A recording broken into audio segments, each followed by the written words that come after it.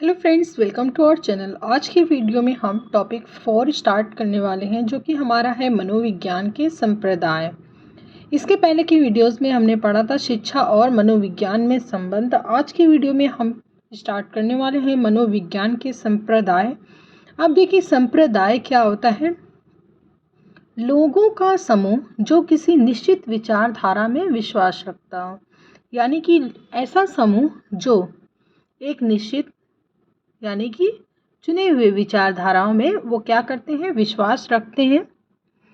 अब देखिए, मनोविज्ञान के संप्रदाय मनोविज्ञान को मनोवैज्ञानिकों का ऐसा समूह जो किसी निश्चित विचारधारा में विश्वास रखता हो। पहले तो देखिए, संप्रदाय का मतलब लोगों का समूह, और मनोविज्ञान की जब संप्रदाय की बात आएगी तो मनोवैज्ञानिकों का समूह, यानी कि किसी निश्चित विचारधारा में वो लोग विश्वास रखते हो। इसे क्या कहते हैं? मनोविज्ञान के संप्रदाय कहते हैं।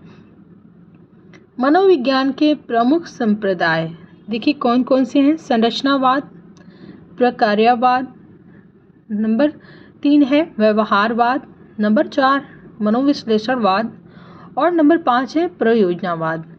नंबर 6 है अवयवीवाद या गेस्टाल्टवाद जिसे कहते हैं। अब देखिए, 7 नंबर पे है पूर्वाग्रवाद, और 8 नंबर पे है छिबरवाद, और 9 नंबर पे है संज्ञानवाद या संज्ञानात्मकवाद। 10 नंबर पे है मानवतावाद। इसके बारे में हम डिटेल से पढ़ेंगे। इस वीडियो में हम थॉर्नडाइक, पावलोव और स्किनर के जितने भी सिद्धांत उन्होंने दिए हैं, ये सारे वीडियोस में हम आज क्लियर करने वाले हैं। नंबर 1 हमारा जैसा कि था संरचनावाद, तो अब हम संरचनावाद से स्टार्ट करते हैं। देखिए, संरचनावाद के प्रतिपादक कौन है? वुंट एवं टिचनर है। प्रथम मनोवैज्ञानिक संप्रदाय, यह संप्रदाय जो संरचनावाद है ना, वो प्रथम मनोवैज्ञानिक संप्रदाय है। ठीक है, क्वेश्चन आ सकता है कि प्रथम मनोवैज्ञानिक संप्रदाय कौन से हैं? तो संरचनावाद है। अब देखिए, यह संप्रदाय यानी कि संरचनावाद मस्तिष्क की संरचना के अध्ययन पर बल देता है।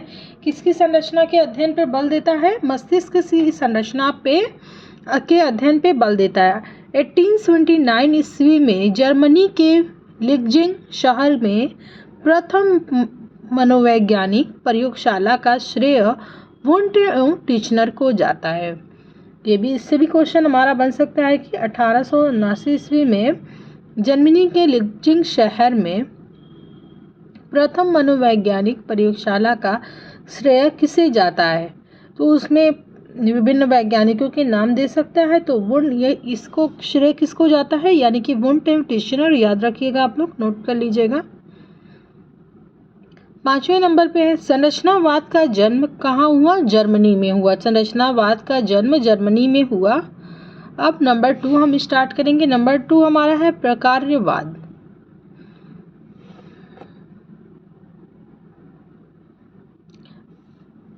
प्रकार्यवाद संप्रदाय के प्रतिपादक विलियम जेम्स हैं। नंबर 2, यह संप्रदाय मस्तिष्क के कार्यों का अध्ययन करता है। मस्तिष्क के कार्यों का अध्ययन करता है, और वो क्या है? मस्तिष्क के अध्ययन पे बल देता था। प्रकार्यवाद पर डार्विन के विकासवादी सिद्धांत का प्रभाव पड़ा है। सर्वोत्तम ही जीवित रहता है। नंबर 5 है प्रकार्यवाद के 2 उप संप्रदाय हैं। कौन कौन से हैं? देखिए, शिकागो संप्रदाय और कोलंबिया संप्रदाय है। नंबर 6 है प्रकार्यवाद का जन्म यूएसए संयुक्त राष्ट्र अमेरिका में माना जाता है। अब देखिए, प्रकार्यवाद का जन्म कहाँ हुआ? तो यूएसए के संयुक्त राष्ट्र अमेरिका माना जाता है। 7वां है प्रमुख मनोवैज्ञानिक। देखिए, 7वें में फर्स्ट पॉइंट जो है, प्रगतिशील शिक्षा के प्रतिपादक कौन है? तो प्रगतिशील शिक्षा के प्रतिपादक जॉन डेवी हैं। निश्चित व अनिश्चित शिक्षा के कौन है? कैटल हैं।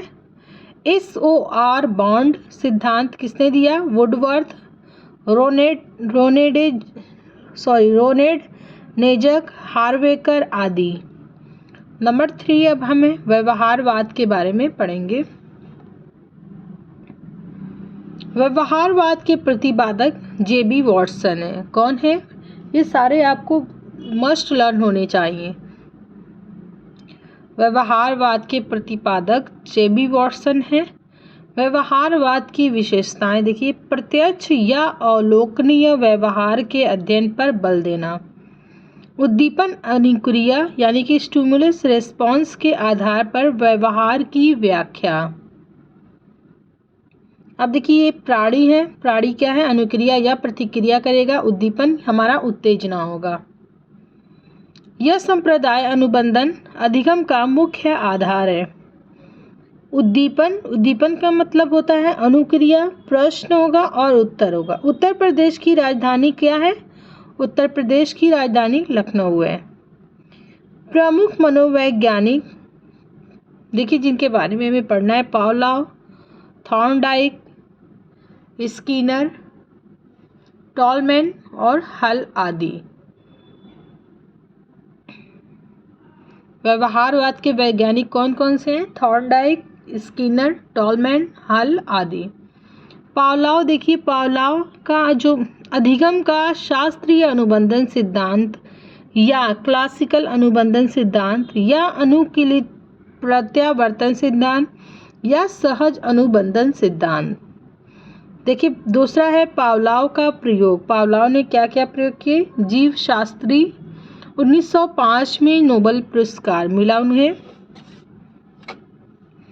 पहला है कुत्ता, रोटी, कुत्ते को क्या है? रोटी दिखाई जाती है तो वो क्या करता है? स्वाभाविक उद्दीपन यानी स्वाभाविक अनुक्रिया करता है, और स्वाभाविक अनुक्रिया के अकॉर्डिंग वो कुत्ता रोटी देख के क्या करता है? लार निकालना शुरू कर देता है।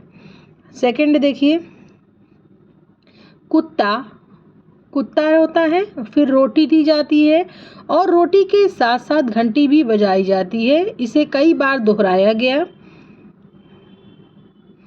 लार का निकलना।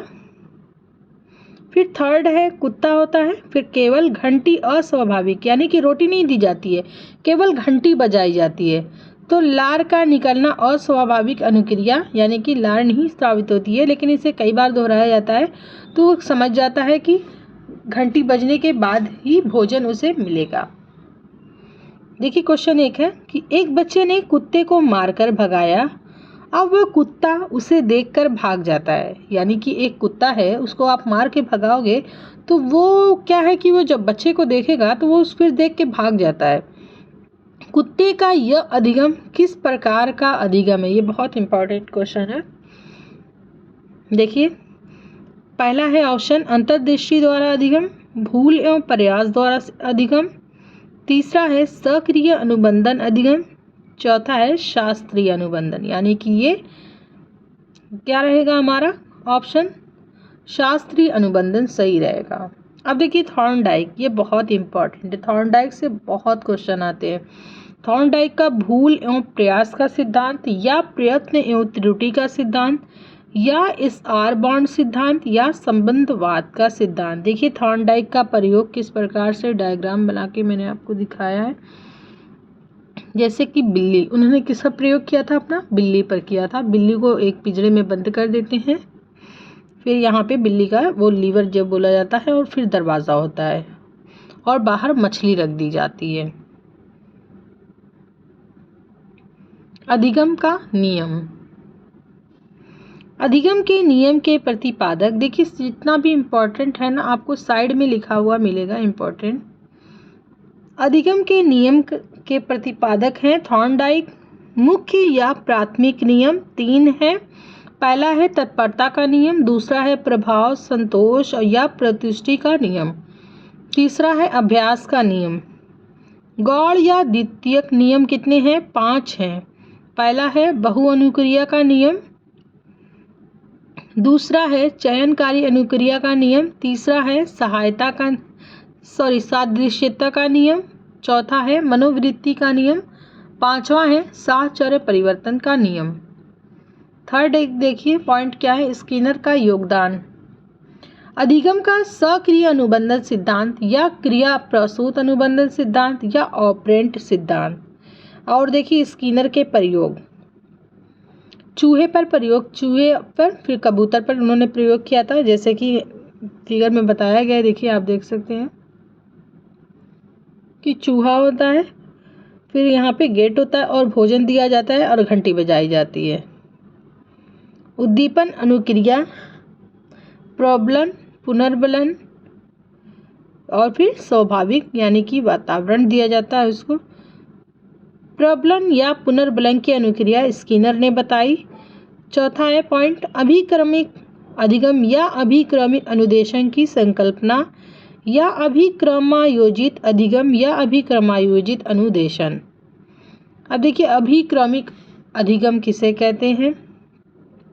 विषय वस्तु को छोटे छोटे खंडों में बांटकर, विषय वस्तु को छोटे छोटे खंडों में बांटकर उद्दीपन अनुक्रिया और प्रबलन द्वारा सीखना अभिक्रमिक अधिगम है और सिखाना अभिक्रमिक अनुदेशन कहलाता है। पांचवा है पॉइंट, विकास का नियम, प्राणी और वातावरण की अंतःक्रिया का नियम है। विकास का नियम कौन है? प्राणी और वातावरण की अंतःक्रिया का नियम। स्किनर के सिद्धांत पर शिक्षण मशीन का निर्माण हुआ। स्किनर के सिद्धांत पर किसका निर्माण हुआ? शिक्षण मशीन का निर्माण हुआ। टॉलमैन का योगदान देखिए, चिन्ह अधिगम सिद्धांत या शाइन अधिगम सिद्धांत। पांचवा है हल का योगदान, सबलीकरण का सिद्धांत या पुनर्बलन का सिद्धांत। इसमें हमने आपको पूरे जितने भी वैज्ञानिक थे इसके आपको उनके बारे में बताया गया, उनके सिद्धांत के बारे में बताया गया, जिससे आपको इकट्ठे ऐसे आपको लर्न हो जाएगा। चौथा है मनोविश्लेषणवाद, जो कि हम नेक्स्ट वीडियोस में अब पढ़ेंगे। आज के लिए हमारा टॉपिक यहाँ पे समाप्त होता है। वीडियो पसंद आई तो प्लीज़ लाइक करिएगा, शेयर करिएगा और मेरे चैनल को ज़्यादा से ज़्यादा शेयर करिएगा और सब्सक्राइब करिएगा। Thank you for watching.